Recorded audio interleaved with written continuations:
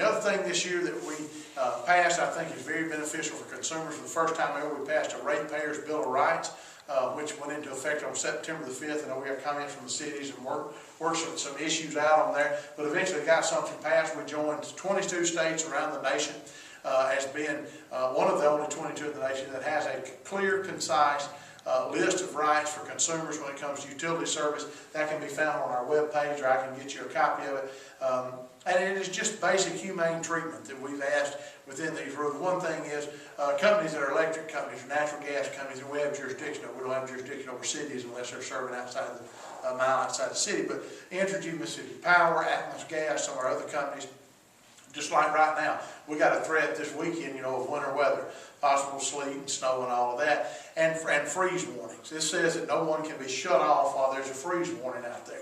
And you say, well, why would you have to put that in a rule? Well, just a couple of years ago, you might remember reading an article about a World War II veteran up in Michigan who actually froze to death, according to this article, because his gas was cut off at a time when he actually had the cash to pay it and just did not get in to pay the bill.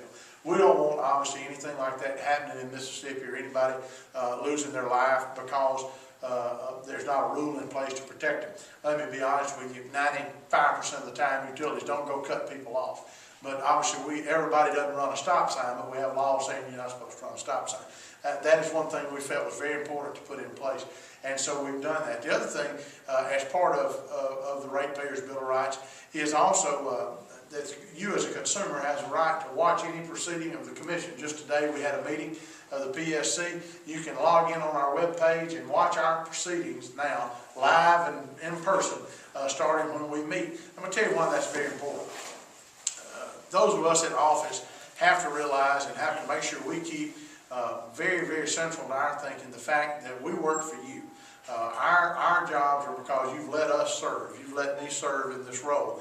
You own state government. Corporations, lobbyists don't own state government. The public owns it. And so it's very, very important that we keep that in mind. That's why I pushed hard at the Commission to do some simple stuff like ensure that we have all our meetings in the public so that the public sees what's going on. And secondly, to put our meetings online so that someone here in Louisville doesn't have to make that drive to Jackson to see what's going on with their Public Service Commission. They can watch it from their home. Us politicians tell you a lot about what we'll do if we're elected. You ought to be able to see what we do when we're elected.